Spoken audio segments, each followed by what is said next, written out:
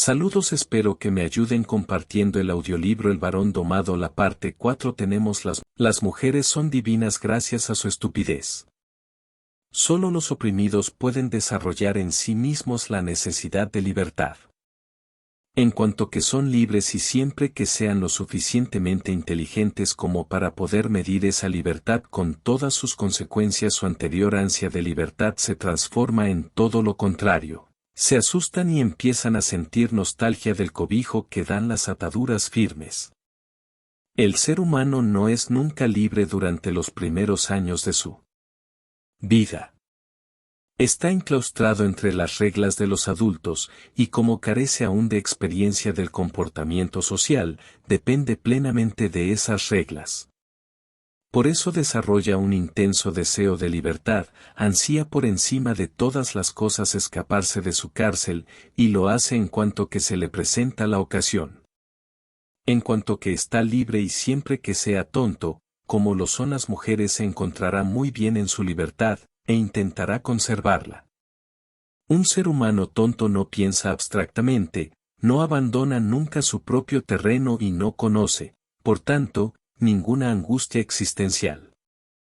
No teme a la muerte, no puede imaginársela, ni se pregunta por el sentido de la vida, pues todas sus acciones tienen inmediato sentido por las satisfacciones de su pasión de comodidad, y con eso le basta. También le son ajenas las necesidades religiosas. Si a pesar de todo asoman la cabeza, el hombre tonto la satisface rápidamente consigo mismo, pues es propio del carácter de los tontos el ser capaces de admirar sin inhibiciones su propia persona. Cuando una mujer pertenece a una religión, es para ir al cielo. Dios nuestro Señor es, sencillamente, el varón que ha de prestarle ese servicio. Muy diferente es la situación del hombre inteligente, o sea, del varón ciente, sin duda, al principio la liberación como un aligeramiento infinito, se embriaga con las perspectivas grandiosas de su independencia, pero en cuanto que se propone hacer uso de esa libertad, o sea, en cuanto que pretende comprometerse, mediante una acción libre, en tal o cual sentido, le salen al encuentro el temor o la angustia. Como es capaz de pensar abstractamente, sabe que cada una de sus acciones contiene la posibilidad de infinitos efectos diferentes, consecuencias que no puede prever en su totalidad, a pesar de su inteligencia, y de las que será plenamente responsable una vez que se haya decidido libremente por su acción. ¿Con qué gusto se abstendría de hacer nada, por miedo a los efectos negativos de sus actos? Pero como eso no es posible, el varón está condenado a la acción, empieza a sentir nostalgia de las rígidas reglas de su infancia, nostalgia de alguien que le diga lo que debe hacer y lo que no debe hacer, dando de nuevo sentido a sus acciones, que ahora carecen de él, pues ellas están, ciertamente, en última instancia, al servicio de su propia necesidad de comodidad, pero ¿y él mismo, qué sentido tiene, y aligerándole su gran responsabilidad? Se busca entonces un Dios que ocupe el lugar del Dios de su infancia, que era su madre, y al que pueda someterse incondicionalmente. Lo que más le gustaría sería poder contar con un Dios riguroso, ciertamente, pero también justo, sabio y omnipotente, como el de los judíos, por ejemplo, o el de los cristianos o los maometanos. Pero como el varón es inteligente, sabe, como es natural, que un ser así no puede existir, que todo adulto es per definición en su propio Dios y que, por lo tanto, no podrá satisfacer nunca su propio placer de la libertad. La vuelta a un estadio parecido al de la dependencia de la primera infancia le procura un bienestar profundo, más que mediante reglas estatuidas por él mismo. Consecuentemente, se pone en marcha para inventar esas reglas, esos dioses. Lo hace inconscientemente con los demás, registra, como los demás, sus experiencias, las compara con las de los demás, descubre rasgos comunes en las de todos, sintetiza inconscientemente en forma de reglas esos rasgos comunes e inventa así leyes del comportamiento, con sentido, o sea, útil para alguien o para algo externo a él mismo, tras de lo cual se somete a esas leyes. Los sistemas así nacidos se amplían constantemente por vías colectivas e individuales, y pronto se hacen tan complejos que el individuo no consigue ya dominarlos con la mirada, en este momento se hacen autónomos y divinos. Ya lo único que se puede hacer con sus leyes es confiar en ellas, igual que el niño sin experiencia tuvo que prestar fe a las leyes paternas, en parte dotadas de sentido y en parte absurdas. Pero lo que ya no se puede hacer es controlarlas, su violación está amenazada por la excomunicación y la pérdida del cobijo colectivo. El marxismo, el amor al prójimo, el racismo o el nacionalismo son sistemas así, y los hombres que consiguen satisfacer con ellos sus necesidades religiosas son mucho más inmunes al sometimiento a una sola persona, a una mujer. Pero la aplastante mayoría de los varones se somete preferentemente a los celosos dioses que son las mujeres, y llaman amor a ese sometimiento, porque estos dioses presentan las condiciones más favorables a la satisfacción de sus necesidades religiosas. La mujer está siempre tangiblemente a la vista del varón, y, además, no tiene ninguna necesidad religiosa, y es, en esa medida, efectivamente, divina. Como siempre está planteándole exigencias, el varón no se siente nunca abandonado por ella, la mujer es omnipresente, tan ubicua como Dios.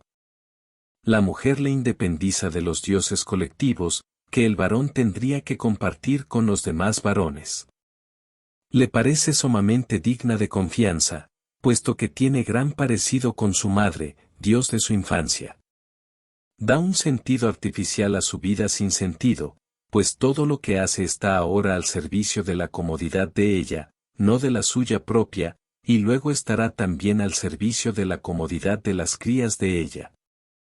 La diosa mujer no es capaz solo de castigar, negando su protección psicológica, sino también, como todo ser divino, de premiar, concediendo el goce sexual. Pero los presupuestos principales de la divinidad de la mujer son su tendencia al disfraz y su estupidez. Todo sistema tiene que impresionar a sus fieles por su superioridad en saber, o bien tiene que confundirlos con su abstrusa incomprensibilidad. La primera posibilidad no está al alcance de las mujeres, así que aprovechan la segunda.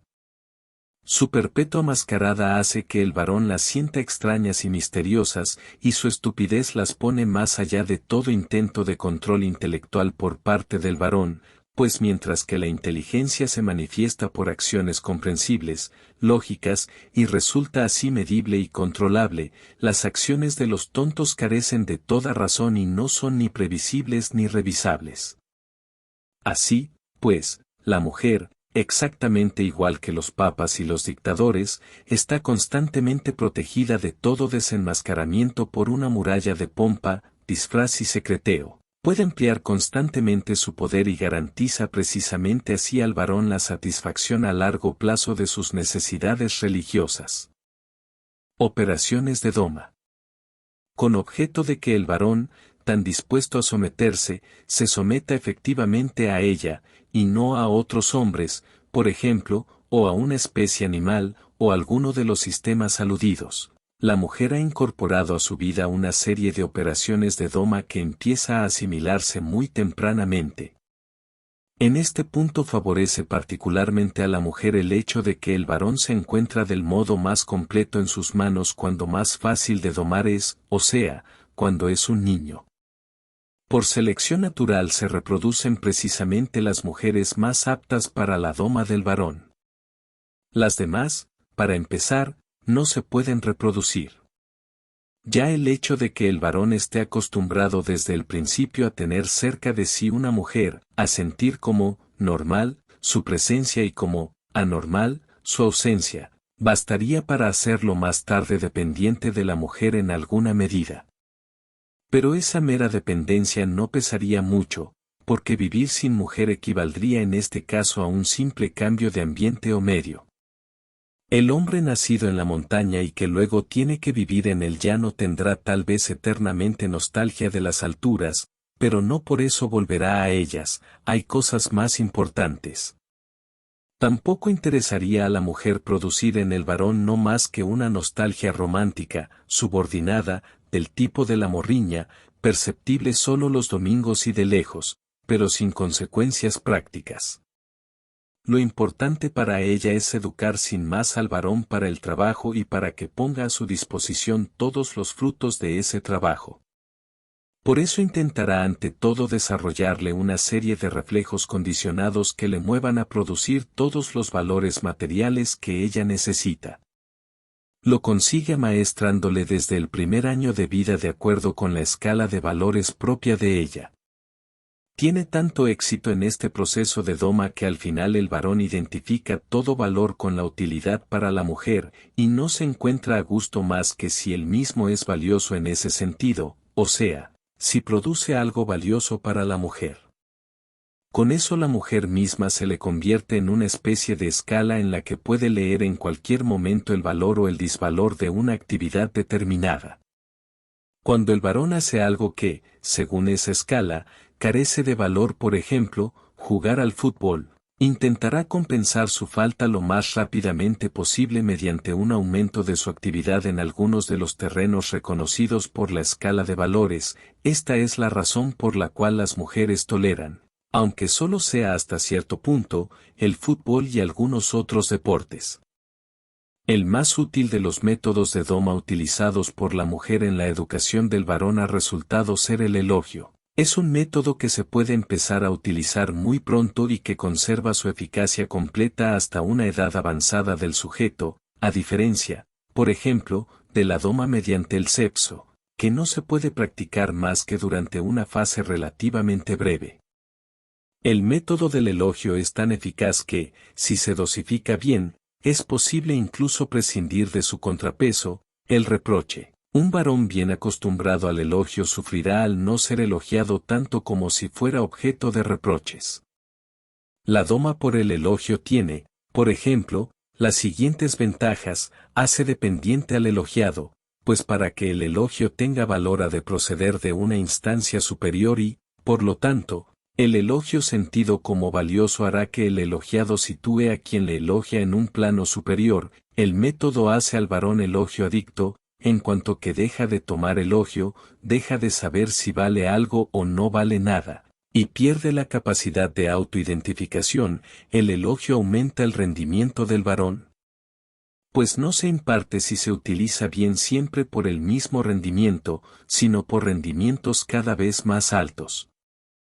El lactante masculino queda preso en el círculo diabólico en cuanto que por vez primera le elogian por haber satisfecho sus necesidades excretoras no en la cama, sino en un orinalito, o en cuanto que identifica como elogio las conocidas frases memojoviales y la bondadosa sonrisa que saludan el hecho de que haya vaciado el biberón.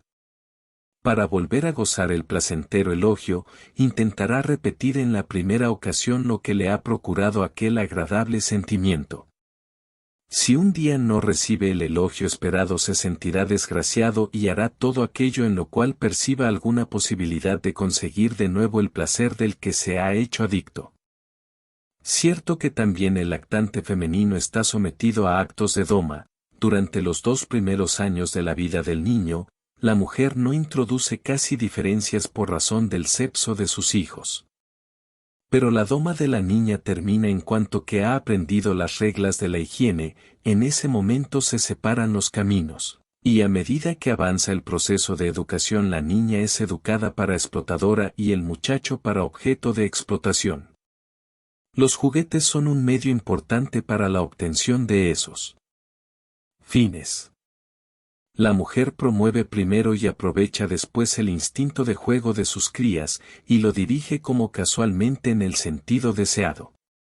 Da a la niña muñecas y accesorios para muñecas, cochecitos de niño, camitas, ajuar y cacharros en miniatura, y da al niño todo lo que niega a la niña: construcciones, trenes eléctricos, coches de carreras, aviones.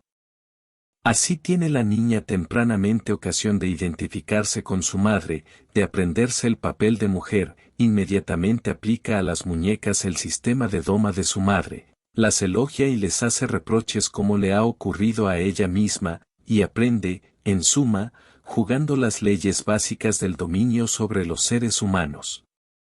Y como también la niña necesita elogio, pero no lo recibe sino por sus identificaciones con el papel de mujer, más tarde querrá a toda costa ser femenina.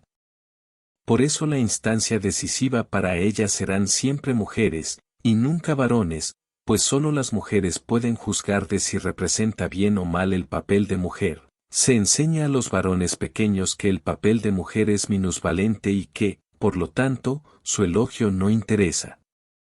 Se aplaude al niño varón por todo lo que hace, salvo si juega con hombres en miniatura.